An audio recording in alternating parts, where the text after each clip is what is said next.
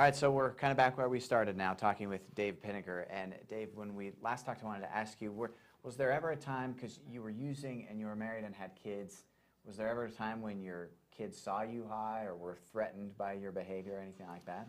Absolutely. My behavior was just out of control. I'd use in front of them all the time. In fact, my oldest son at one point asked me if I was a vacuum because he'd see me using drugs, snorting drugs in front of him. I'm ashamed of that behavior still to this day. It hurts to think about the danger I put my kids in on a daily basis. And you're very open about it right now. What do you tell your kids? I mean, are they at ages where you can talk about your past issues with them to kind of give them advice, I guess? Oh yeah, I'm very open about, letting them know the dangers of drugs. They know that I was on drugs. They can tell the difference. I had 3 kids that were in my home while I was actively using.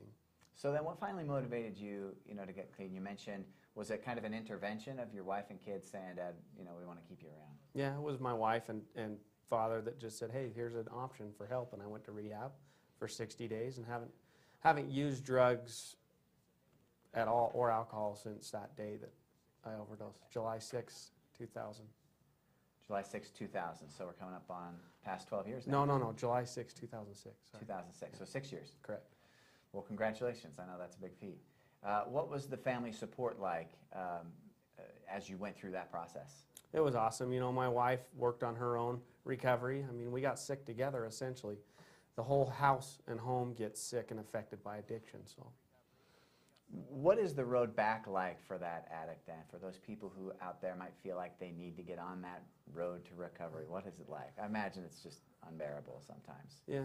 Well, I know the cameras can't catch this, but that picture really captures it for me. It's a path. It's laid out before us. It's right there. All we have to do is walk it and be willing to listen and take suggestions. And so then that has led you to the Arcadia Recovery Center. What motivated you? Because you were in business here in Idaho Falls and you decided to leave that and do this. Yeah, sold that, opened Arcadia 3 months ago because I knew this town needed solutions. And we're not the only solution. We can't treat everybody, but we can definitely help get people to a good spot in their lives where treatment's possible and recovery's possible. And what do you hope people take away from your story real quick?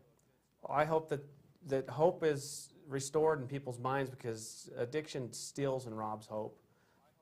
And it is possible. It is possible.